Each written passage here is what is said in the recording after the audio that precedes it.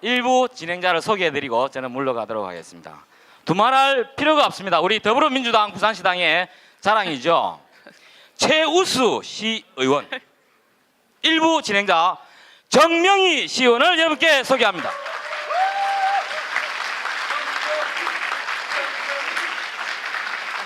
네, 소개를 받은 정명희입니다. 예, 이제 본 행사를 시작하도록 하겠습니다. 참석해 주신 분은 모두 자리해 주시기 바랍니다. 오늘 너무 많이 참석하셔서 앉을 자리도 부족한 것 같습니다.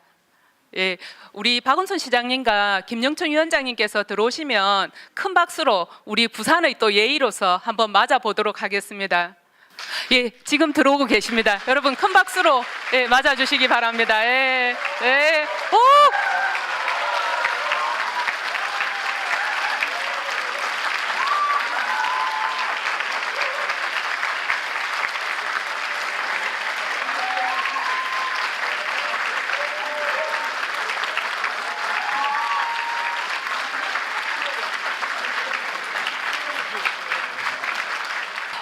정말 근간에 들어서 정말 가슴이 뿌듯한 그런 지금 가슴이 두근두근하는 그런 순간인 것 같습니다.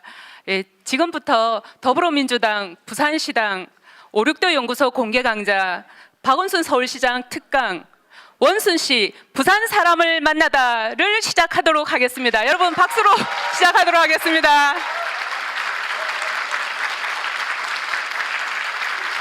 안녕하십니까. 5, 6도 연구소를 맡고 있는 유정동 변호사입니다. 5, 6도 연구소는 꼭 10개월 전인 작년 4월 13일 날 우리 정당 역사상 최초로 시당 단위 정책연구소 태어났습니다. 우리 5, 6도 연구소는 부산 지역 이슈를 파악하고 해결책을 찾아보는 아젠다 센터, 선거에서 공약을 개발하는 정책개발센터, 지난 지방선거에서 부산이란 척박한 토양에서 68명이 당선되는 기적을 만든 지방의원들의 의정활동을 뒷받침하는 의정지원센터, 그리고 시민과의 소통을 책임지는 갈매기톡, 당원의 교육을 담당하는 더민주아카데미란 진용을 갖추고 있습니다. 지난 10개월 동안 우리 연구소는 이번 총선에 대비한 공약들을 준비하였습니다.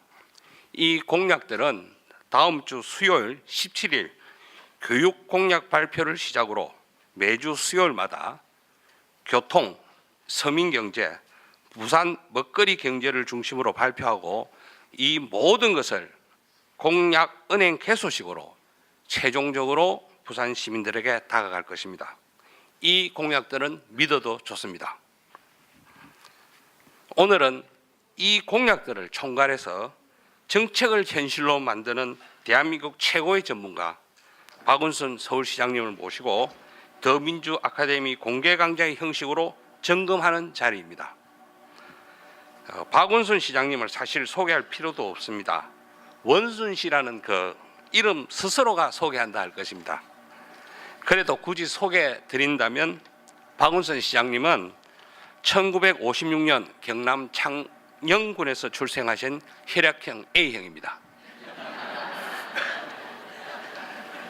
1974년에 경기고등학교를 졸업하시고 1975년에 서울대학교 사회계열에 입학, 곧 중퇴를 하게 됩니다.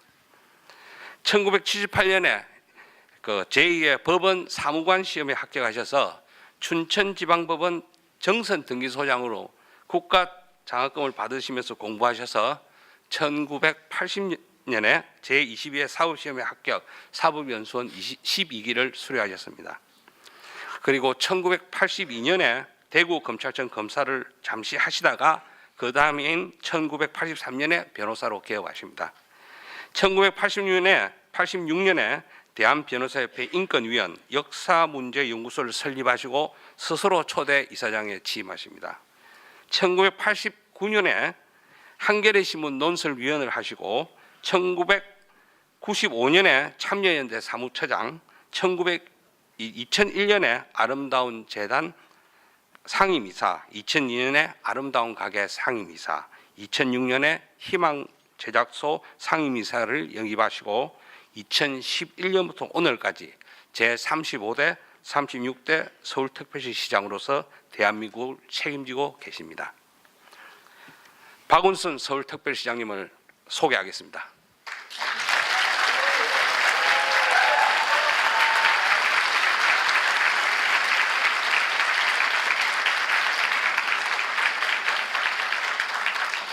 먼저 우리 부산 시민들이 박운순 시장님께 바라는 메시지를 담은 동영상을 보고 박 시장님이 이에 답하신 후에 더 구체적으로 김영춘 부산시당 위원장님이 묻고 박 시장님이 답하는 순서에 대담을 한 후에 하는 순서로 이 시간을 이어갈까 합니다. 더불어 함께 해주셔서 고맙습니다. 감사합니다. 네, 박원순 시장님 안녕하십니까? 저는 부산에서 직장을 구하고 있는 27살 청년입니다. 제 친구들은 지금 다들 직장 때문에 서울로 창원으로 많이 이사를 가고 있는 상황입니다. 저는 제가 태어난 도시 부산에서 앞으로도 쭉 살고 싶은데 직장 문제 때문에 타지로 옮겨가야 되나 고민이 많습니다. 이 문제를 경험이 많은 시장님께서는 어떻게 생각하시고 또 어떻게 해결하면 좋은지 그 의견을 한번 여쭤보고 싶습니다. 부산에는 전국에서 유료도로가 최다 이렇게 많아서 시민들의 통행료 부담이 상당히 많습니다. 그런데 또 그 외에 매년 이렇게 통행료가 또 인상되는 서울에서도 그 서울시와 맥커리의 분쟁이 상당히 심했다는 걸로 알고 있는데 우리 시장님께서는 이 문제를 어떻게 잘 해결하셨는지 그거를 자세히 좀 말씀해 주시면 부산에도 이런 문제를 풀어가는 데 상당히 도움이 될 것 같습니다. 좀 자세한 어떤 설명 좀 부탁드리겠습니다. 안녕하십니까. 저는 해운대 기장군들 지역위원장 조영호입니다. 우리 지역위원회에서는 해수담수 식수공급 반대 운동을 펼치고 있습니다. 해수담수 식수공급의 가장 큰 문제점은 안전성의 문제가 가장 크고, 두 번째는 주민들의 어떤 동의 절차를 거치지 않았다는 점입니다. 이렇게 부산시가 주민들에게 동의도 구하지 않고 또 안전에 문제가 있는 해수담수 식수공급을 시행할 때에 만약 서울시나 시장님의 관점에서는 어떤 좋은 해법이 있는지 한번 고견을 듣고 싶습니다. 부산 지역 전체가 지금 흐름이 너무 안 좋고, 저녁으로도 조금 이래가지고 이 술 한 잔도 딱 사람들이 다 못 먹습니다. 그만큼 경기가 어렵다는 거죠. 어떻게 좀 먹고 살 수 있는 방법을 대안을 해주시든지 이래야지. 그래 안 하고는 도저히 안 되겠는데 진짜 이 어찌게 되는지 모르겠습니다. 박원순 시장님께서 좀 유난하게 잘 돌아갈 수 있게끔 저는 조언을 좀 듣고 싶습니다.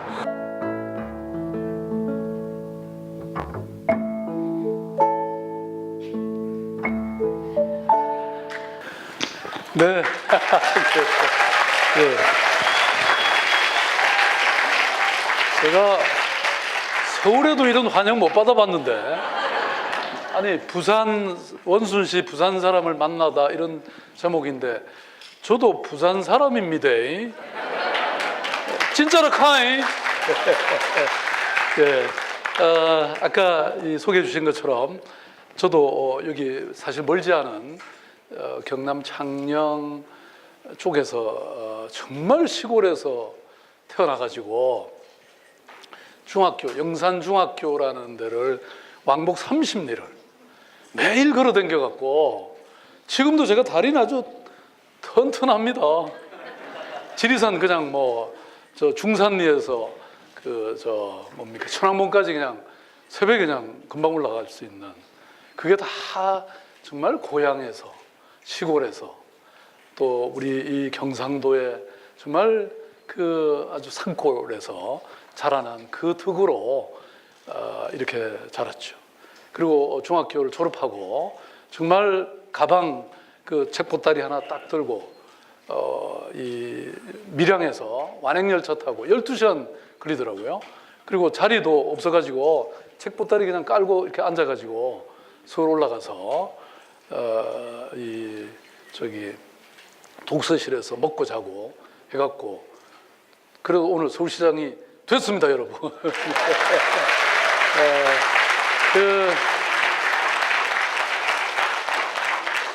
저는 그런데 우리나라가 지금 정말 힘든 상황이 됐죠. 아까 좀 전에 많은 시민들이 그런 말씀하셨는데 개천에서 용이 날 수가 이제는 없어요. 우리 흙수저, 금수저 이런 말 하잖아요. 우리 젊은 청년들, 아까 제가 들어오면서 보니까 우리 민주당에 미래가 있다고 생각되는데 이 젊은 청년들이 아까 자원봉사하고 있더라고요. 근데 이 청년들의 미래가 과연 있느냐? 그러니까 이미 부도 세습이 되고 권력도 세습이 되고 이런 세상이 지금 되고 있는 거예요. 먹고 살기가 너무나 힘들어진 이미 저성장 시대로 돌입했고 이제 3%가 무너졌잖아요. 2%대로 내려앉았죠.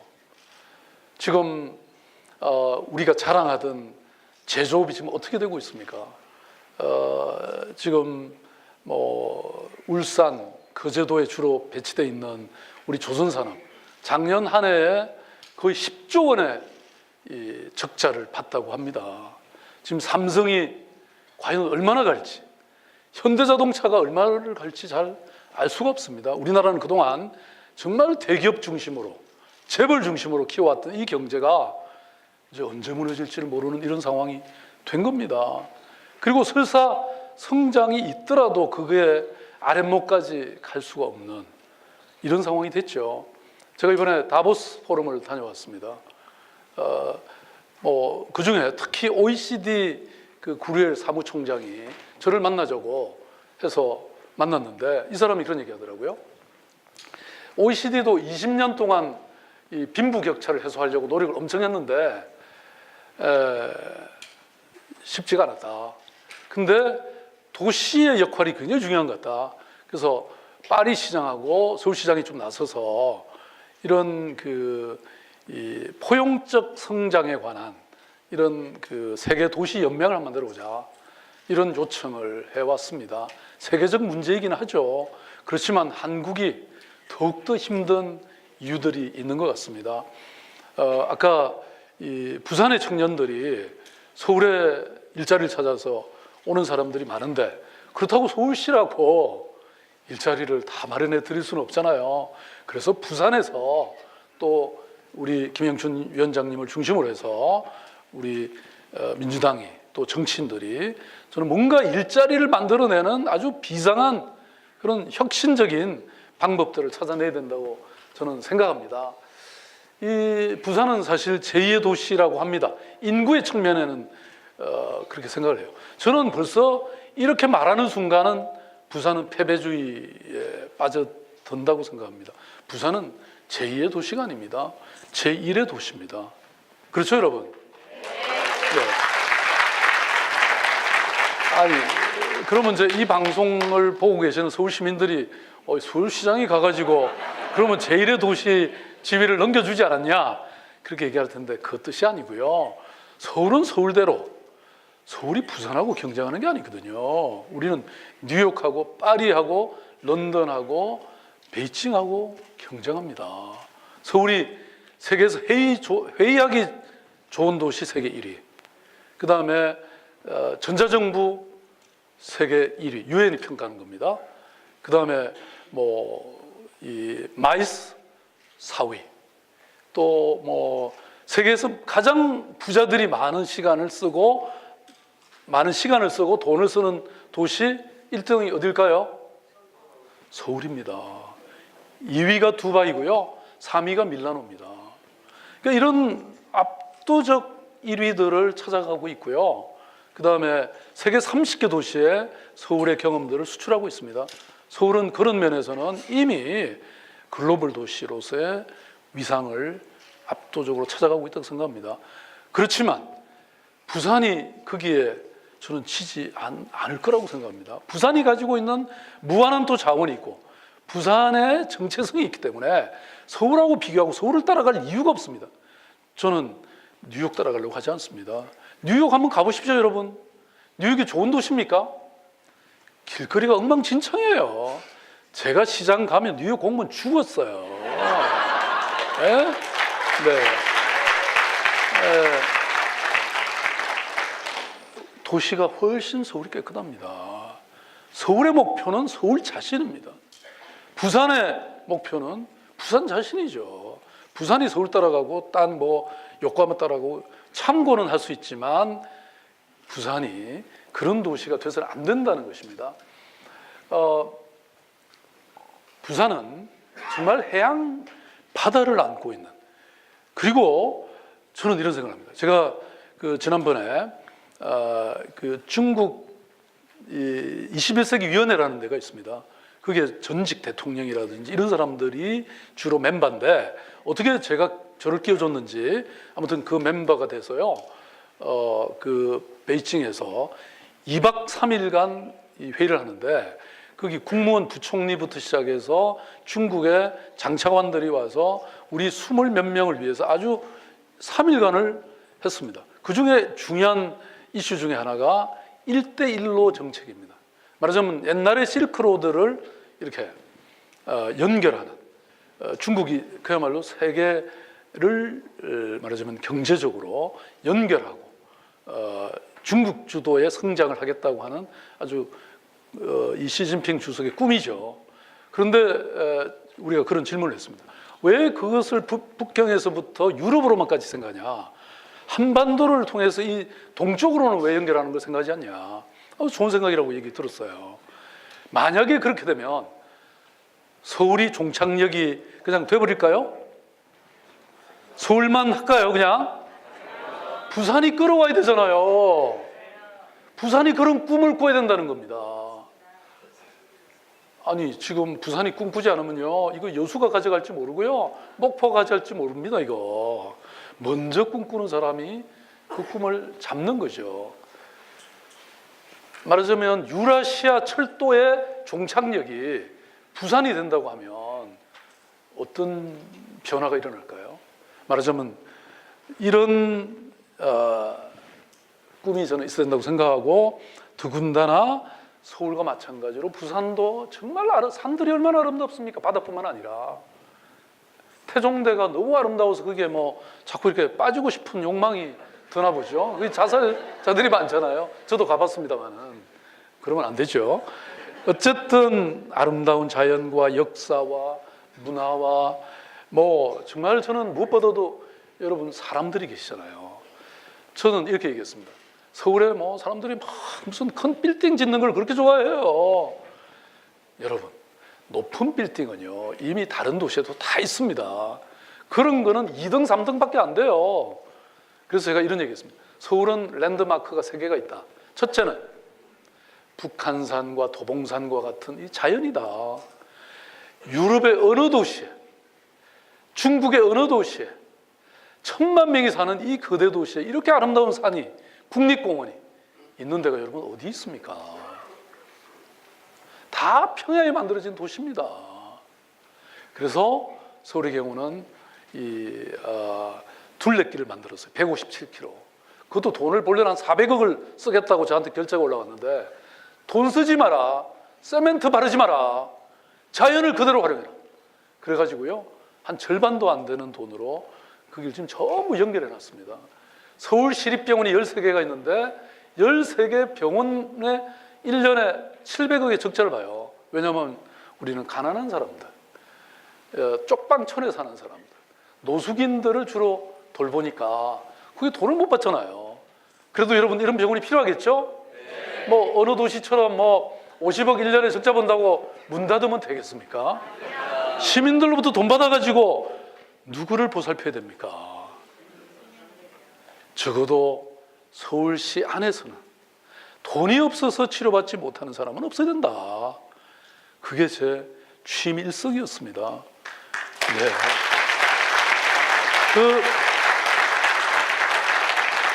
그런데 그 시립병원보다 더 좋은 거는 이 둘레길인 거예요. 산책로가 되는 거잖아요. 두 번째는 역사입니다. 서울은 한성백제, 여러분 백제가 700년의 역사를 갖고 있는데요. 그중에 500년이 지금 풍납토성을 중심으로 하는 이 서울이 백제 수도였습니다. 근데 그걸 무지막지하게 그 위에다가 그냥 아파트도 짓고 뭐 그냥 공장도 만들고 다 한 거예요. 근데 지금도 그걸 파보면 그게 왕도였다는 사실을 알게 됩니다. 제가 보니까 여기에 그 아주 중요한 부분만 다 발굴하는데 보상을 해야 되잖아요. 거기 살고 있는 집들을. 그게 한 7천억 들어가더라고요. 근데 이게 문화재청이 할 일인데 문화재청이 관심이 없어요. 그래서 제가 그러면 서울시가 정한되면 빚을 내서 우리가 먼저 보상하고 발굴을 할 테니까 그러면 정부는 거기에 대해서 매년 얼마씩 내겠다고 약속을 해라. 그래갖고 지금 합의가 잘 돼갖고요. 지금 금년부터 발굴을 본격적으로 합니다. 말하자면 하나의 왕국이 지금 지하에서 잠자고 있는 거예요. 우리가 역사를 이렇게 학대하고 파괴해왔던 겁니다. 저는 여러분 유럽의 파리나 무슨 뭐 베를린이나 무슨 이런 도시들이 굴뚝 없는 공장입니다. 그것만 갖고 먹고 살아요. 서울시의 미래는 뭐냐? 관광과 많습니다. 여기 우리가 지금 있는 이 백스코도 성공한 사례 중에 하나죠. 아마 이 저기 부산이 한 10몇이 되지 않을까요? 서울은 4, 5위인데 그게 겨우 이 저 코엑스 하나 가지고 25년 전에 만들어진 거 가지고 지금도 이렇게 하고 있는 거예요. 핵심은요, 문화예술에 또는 역사적인 콘텐츠가 살아있어야 관광객이 오지. 관광객이 뭐 보러 옵니까? 네. 그래서 역사가 중요한 거고요. 세 번째는 사람이라고 생각해요. 우리 대한민국 사람들만큼 서울 시민이든 부산 시민이든 저는 최고라고 생각합니다, 여러분. 여러분들이 보물이세요. 아셨어요? 네. 지금 뭐 한번 보십시오. 우리 지금 청년들도 많고 아까 청년 일자리 얘기했는데 제가 작년 10월에 일자리 대장정 20일을 한번 다녀보니까요. 진짜 제가 서울에 그렇게 살면서도 수십 년을 살았어도 청년들을 수없이 만났어도 진정으로 몰랐던 게 있습니다. 청년은 뭐든지 잘할 수 있다는 사실입니다. 구로시장이 있습니다. 구로시장이 완전히 불도 나고 망했어요. 지나가던 사람이 거기 가서 오줌 두고 가던 곳입니다. 어두컴컴해졌고요. 아무도 들어가지 않는 곳입니다. 4명의 청년이 딱 들어가서 장사를 시작하니까 거기가 막 변화되기 시작했습니다. 그 다음에 용산 그 인쇄 골목에 거기도 어두컴컴한 곳인데 청년 장사꾼 10명이 딱 들어가서 그 동네를 완전히 바꾸고 있습니다. 지금 홍대 앞, 합정동, 그 다음에 연남동까지 막 번져가고 있습니다. 지금 감천동 있으시죠? 그런 곳이 서울도 많습니다. 한국전쟁 직후에 만들어진 이런 국민주택 아주 보잘것없는 이런 거 그동안은 어떻게 했냐? 전부 싹 철거하고 전면 철거하고 아파트 지었잖아요. 제가 들어와서는 웬만하면 그거는 해제해주고 있습니다. 그리고 이화동 일대에 그 옛날 건물들을 리노베이션 해가면서 박물관 거리가 된 거예요. 지금 중국 여행객들, 뭐 일본 여행객들이 거기 그냥 완전히 발 디딜 틈이 없어지고 있습니다. 이런 변화, 그것은 결국 사람이 만드는 것이라는 거죠. 네, 뭐 부산도 참 이런 피난 도시, 이런 도시에서 다시 지금 이런 변화를 만들어냈죠. 근대화 산업화, 또 무엇보다도 민주화의 성지입니다. 부산 사람들은 뭔가 기질이 좀 있죠. 불의를 보고 견딜 수 있습니까? 네, 사실 많은 것들이 부산 마산에서 뭐 부마항쟁, 또 4.19도 사실은 부산 마산에서 시작됐던 거잖아요. 네, 이런 정말 영혼이 기백이 살아 있는 도시입니다. 저는 이것은 굉장히 중요한 부분이라고 생각합니다. 지금 아시아에서 우리가 물론 산업화로도 성공했지만 이 민주화의 측면에서 지금 물론 최근에는 좀 그렇게 저도 자신 있게 말할 수 없습니다만은 그래도 이 한국이 이룩한 이 민주화라는 것은요, 이것 때문에 경제 성장도 있고 사실은 지속 가능한 사회도 저는 만들고 있다 이렇게 생각을 하고 있는데요. 또 그러다 보니까 두 분의 대통령도 만들어내셨잖아요. 부산의 이런 분위기들이 만들어낸 것이죠. 최동원 씨 제가 아주 굉장히 좋아했던, 저희들 고등학교 다닐 때만 해도 이 아주 날렸던 선수잖아요. 정말 불멸의 전설이 됐죠. 또 뭐 정말 많은 그러니까 우리가 보기에 흐름하고 도대체 이게 무슨 좋은 곳이냐라고 생각하는데 사람들은 그렇게 생각지 않습니다. 아까 말씀드렸잖아요. 삐까번쩍한 건물 그건 딴 데 다 있는데요. 그런 상업거리 그건 다른 곳에 다 있습니다. 서울에 오는 이유는요, 이런 아주 흐름한 골목 이런 것이 중요하다는 것이죠. 뭐 부산에도 이런 감천 문화마을도 있고 또 흰여울 문화마을도 있고, 제가 여러분 부산을 이렇게 왜 잘하는지 아세요? 뭐 부산 사람이기도 하고 그거 말고도 제가 2006년부터 전국을 한 3년 동안 봉고를 타고 앞에 사람 운전하면서 또 옆에 일정을 계속 조정해주고 하는 그런 자고 3인 1조로 해서 전국을 다녔습니다. 부산에도 제가 3, 4일 동안 머물면서 많은 사람들 만나서 인터뷰하고 부산의 미래가 뭐고 부산의 항만이 과연 이게 세계적으로 경쟁력이 있는가 뭐 이런 거 다 제가 했고요. 그 다음에 인디고 소원 있죠? 그 젊은 고등학생들 그 아이들이 보물, 제가 사람이 보물이라고 했잖아요. 인문학을 기초로 해서 이 말하자면 지금 제도권 교육을 극복한 그런 젊은이들의 모임, 이런 게 부산의 자산이라니까요. 서울에 그런 거 없습니다, 여러분. 그 다음에 이 삼전 어묵 이것도 지금 완전히 인기라며요. 말하자면 이거는 부산에서만 나올 수 있는 겁니다, 이게. 서울에 어묵 공장이 어디 있어요? 멀리 갈 게 없다는 겁니다. 자기 등잔 밑을 잘 살피면 된다는 거죠. 인디고 소원. 제가 여기 가서 인터뷰하고 다 했습니다. 그 젊은 학생들을. 아까도 말씀드렸던 해양이라는 것이 뭐 무한한 가능성을 보여주는 것이죠. 해양 매일경제 장 회장님이 그때 그런 제안을 했죠. 서울과 부산을 투톱으로 놓자. 그리고 뭐 서울은 기존에 비즈니스 수도로서의 성격, 그다음에 행정 수도는 이미 뭐 세종시로 갔으니까, 그다음에 해양 수도로서의 부산을 생각할 수 있는 거죠. 제가요 그 희망격수를 하면서 그 목민관 클럽이라는 걸 운영했습니다. 전국의 시장, 군수, 구청장들의 모임을 이끌었는데 보통 시장, 군수, 구청장들은 어디 뭐 이번에 일본에 가서 뭘 좀 우리가 시찰을 하겠다. 그러니까 좀 가자 그러면 뭐 그냥 시간이 없다 뭐 그러고 잘 안 와요. 그런데 자기 혼자뿐만 아니라 과장 몇 사람을 딱 데리고 나타나는 사람이 있습니다. 전라북도 완주 군수입니다. 임정엽 군수라는 분이었는데요. 근데 이분이 저희들을 같이 다니면서 농업의 수도로 만들겠다. 사실 서울이 농업의 수도가 될 수는 없잖아요. 도시 농업의 수도는 됩니다. 도시 농업은 지금 뭐 굉장히 앞서가고 있죠. 그렇지만 결국 농업은 서울이 할 수가 없잖아요. 그런데 완주가 그걸 시작했습니다. 로컬 푸드 운동을 하고 그 다음에 커뮤니티 비즈니스를 해갖고 그 분야에서는 지금 대한민국의 성지가 됐습니다. 그러니까 자기가 가진 장점을 갖고 이렇게 만들 수 있다는 것이죠. 네. 그래서 아까 말씀드렸던 이 세 가지가 저는 랜드마크다 이런 생각을 하고요.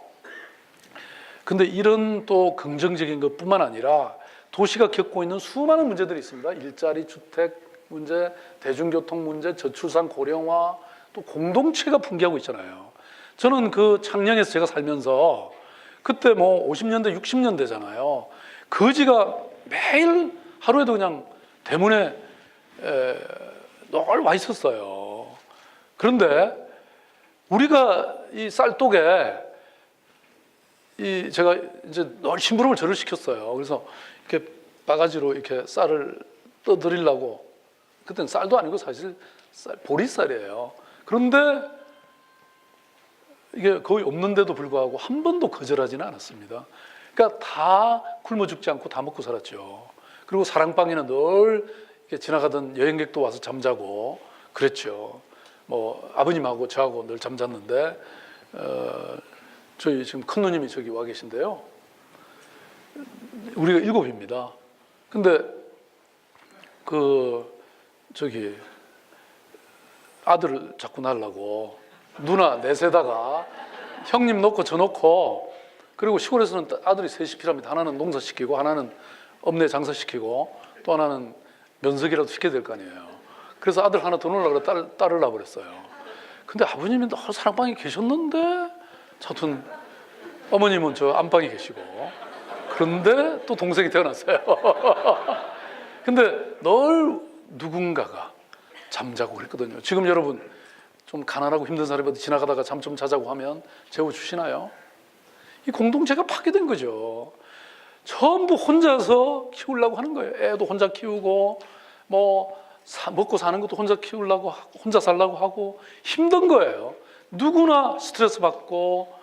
지금 우리가 이 대한민국이요, 자살률이 OECD 국가 중에 가장 높고 가장 고통스러운 삶을 살고 있는 거예요. 함께 하면 훨씬 더 잘 살 수 있는데, 그게 서울시가 추진하고 있는 공유도시입니다.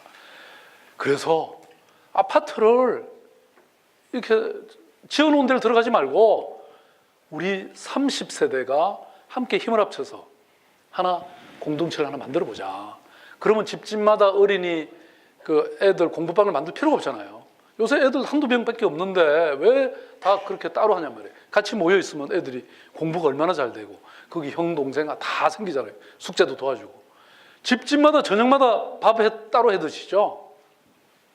한 집은 그냥 국만 만들고, 한 집은 김치 가지고, 10집이 모이면 저녁 안 해 먹어도 돼요, 여러분. 네. 그래서 한 30호가 모여지면요, 지금 전세 사는 돈으로도 얼마든지 자기 소유의 집을 만들 수가 있습니다. 그리고 거기다가 서울시는 국공립 어린이집을 딱 넣어주는 거예요. 제가 1000개를 만들겠다 공약을 했기 때문에. 그러면 정말 이상적인 공동체촌이 만들어지는 거죠. 지금 이런 게 막 실험되고 있습니다, 서울시는. 네, 이거는 네, 맞습니다. 이 영국 가디언즈, 저도 이거 제가 만든 게 아니거든요. 영국 가디언지가 세계 5대 혁신 시장을 꼽았는데, 제가 들어갈게요, 안 들어갈게요?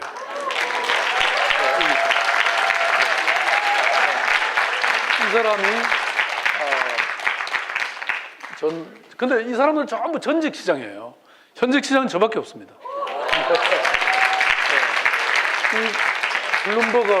블룸버그 시장이 여러 가지 혁신을 했죠. 저는 정말 공자님의 말씀처럼 일신우일신, 나날이 새롭게 변하는 것이 중요하다고 생각합니다. 제가 서울시 공무원들은 늘 강조하는 게 두 가지입니다. 하나는 혁신이고 하나는 협치입니다. 혼자서 할 수 없기 때문에 같이 해야 된다는 것이죠. 네. 그래서 제가 제일 먼저 시작한 것은요, 듣기 시작한 거예요. 제가 말하는 게 아니고 듣는 것이 중요하다. 여러분, 제가 키가 좀 크잖아요. 네, 어릴 때 제가 이 키 땡기기 싸움을 잘했어요. 조금만 참으면 되거든요. 그런데 그래서 경청이라는 것, 소통이라는 것, 그리고 그렇게 하려면 현장을 가야 되는 거죠. 그래서 요거는 청책 토론회라는 건데, 한 100명, 200명이 모여갖고 제가 2시간만 얘기 들으면 문제가 뭔지, 그것을 해결할 수 있는 답이 뭔지가 다 잘 나옵니다.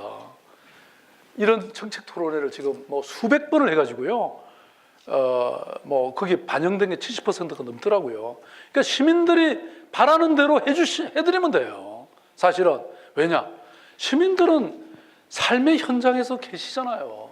답을 이미 알고 계십니다. 그 말씀만 잘 들으면 되는데, 책상머리에서 정책을 만들려니까 이게 안 되는 거죠. 네. 제가 딱 선언을 했습니다. 서울은 이제 사람 특별시다. 자동차도 아니고 물질도 아니고 사람이 중심인 도시로 간다. 이렇게 선언을 했고요. 적어도 한 대짬 자는 사람 없고 굶는 사람 없게 만들겠다. 이렇게 약속을 했고요. 심지어는 이 청소하시는 환경미화원들, 이분들이 화장실에서 밥을 먹는다는 그 뭐 어디 무슨 사건이 있었죠. 그래서 제가 서울시 산하의 모든 기관의 이 환경미화원들이 지낼 수 있는 곳을 다 한번 찾아봐라. 그래갖고 제가 이렇게 실내 디자인을 표준화했습니다. 샤워실, 탈의실, 휴게실 이렇게 다 만들도록 이렇게 해서 일괄적으로 다 해결을 했습니다. 네.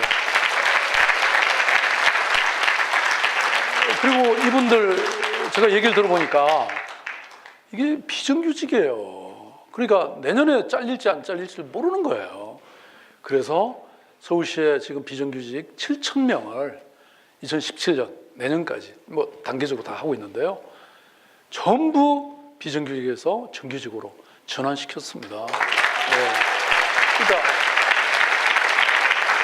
바로 이겁니다. 저는 노동의 상식, 노동이라는 게 사실 인간은 누구나 노동하고 살고 있잖아요. 근데 노동이라고 하면 불온하게 생각하는 거예요. 제가 처음에 오니까 서울시에 팀 하나 있었어요. 그걸 과로 만들고 얼마 전에 국으로 성격했습니다. 사람의 노동의 질과 노동의 존엄성을 지켜내는 것, 이것이 저는 너무나 중요하다고 생각했기 때문이었고요.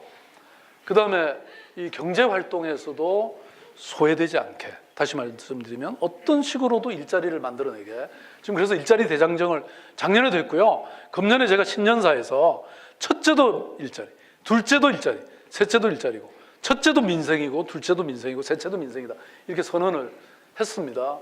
뭐 이렇게 또 아까도 말씀드린 것처럼 이거 외고대학교에서 저희들이 이렇게 했는데요. 이 한 그룹의 청년들이 만들어내는 아이디어가 어마어마하게 있더라고요. 이거 잘 우리가 살펴서 일해가면 되고요. 그 다음에 이런 아까 말씀드렸던 토건적 이런 공사는 절대 하지 마라. 이 돈을 갖고 시민들의 삶의 질을 바꾸는 데 써라.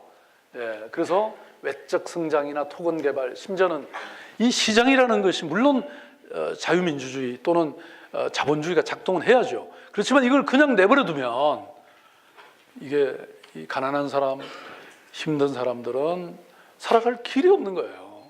공공의 역할은 바로 이것을 평등하게 만들어주는 그런 역할입니다. 그래서 어제 제가 경제민주화 선언을 했습니다. 어제. 네. 누가 약속대로 안 한 거를 제가 확실하게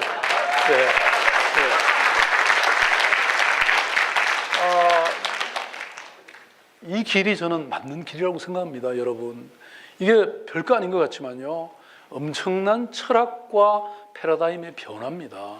왜냐하면 지금까지는 우리가 막 경제 성장하기 위해서 그냥 정신없이 따라온 겁니다. 그래서 잘했어요. 그래갖고 우리가 세계 10대 경제 대국이 됐어요. 근데 지금 지난 20년 동안 우리 GDP가 2만 불대에서 3만 불대로 진입을 못하고 있는 겁니다. 왜 그럴까요, 여러분? 전 세계에서 지금 OECD 국가들 중에서만 하더라도 대한민국의 노동자들이 노동 시간은 가장 깁니다. 장시간 노동인데 노동의 효율성은 가장 낮습니다. 왜 그럴까요? 일은 열심히 하는데 이게 돈이 안 벌리는 거예요. 왜냐? 너무나 일을 많이 해서 그렇습니다. 이제 좀 쉬자는 겁니다. 제가 쉬고 휴식하고 스스로 성찰해야 창조가 일어납니다. 그러니까 남 뒤따라가면 구두 뒤축만 보고 하는 거지 창조적으로 상상할 수 있는 시간이 안 생기는 거예요. 제가 서울시를 이렇게 바꿨더니요, 지난번 선거에서 저하고 상대가 됐던 사람 여러분 기억하시죠? 네. 아주 그분도 그냥 뭐 굉장한 사람 아닙니까? 그분이 막 이렇게 말씀하셨어요. 잠자는 서울을 깨우겠다. 박 시장 당신 도대체 뭐 했냐? 삐까번쩍한 걸 제가 한 게 없거든요. 그러니까 잠자는 서울을 깨우겠다. 사실 저도 조금 쫄긴 했어요. 왜냐면 혹시 시민들이 그 말에 넘어갈까 봐서.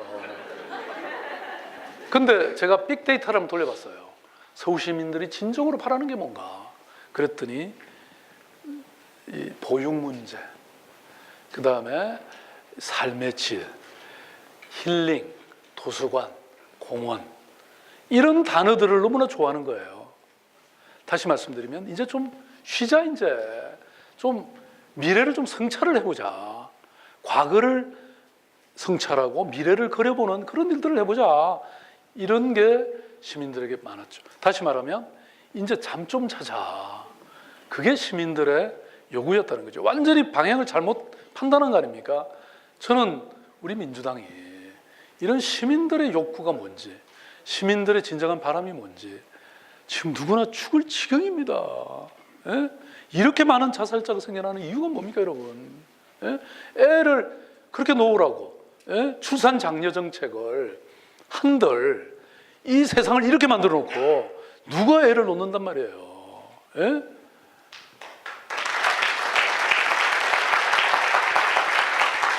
여기에는 저는 보육의 공공성이라든지 아까 의료의 공공성이라든지 이런 것들이 확고히 자리 잡아야 된다고 저는 생각해요. 그래서 아까 말씀드린 것처럼 서울시는 1000개의 어린이집을 짓겠다. 그래서 지금 뭐 중심을 짓고 있죠. 그래서 30%까지는 국공립이 되게, 대기 순서가 없어지게 이렇게 만들겠다는, 바로 이게 바로 이런 것입니다. 이렇게 되고 그 다음에 복지를 막 지금 저는 엄청나게 쓰고 있어요. 처음 제가 시장 취임할 때 26% 서울시 전체 예산에, 지금은 34%까지 됐습니다. 근데 2013년 현재 저희들이 6조 원의 복지를 썼더니, 복지 예산으로 썼더니 그 중에 14만 개 일자리와 12조 원의 경제 창출 효과가 생기는 거예요. 예컨대 어린이집 하나 생기면 여러분 원장님 생기죠, 보육교사 생기죠, 또 조리사 생기죠, 일자리가 생기잖아요. 일자리가 생기는 거예요. 유럽에, 특히 북유럽에 이 복지국가의 선순환 구조가 만들어진 게 바로 이런 이유 때문이죠. 그러니까 복지를 낭비라고, 포퓰리즘이라고 하는 사람들 여러분 믿으시면 안 됩니다. 복지는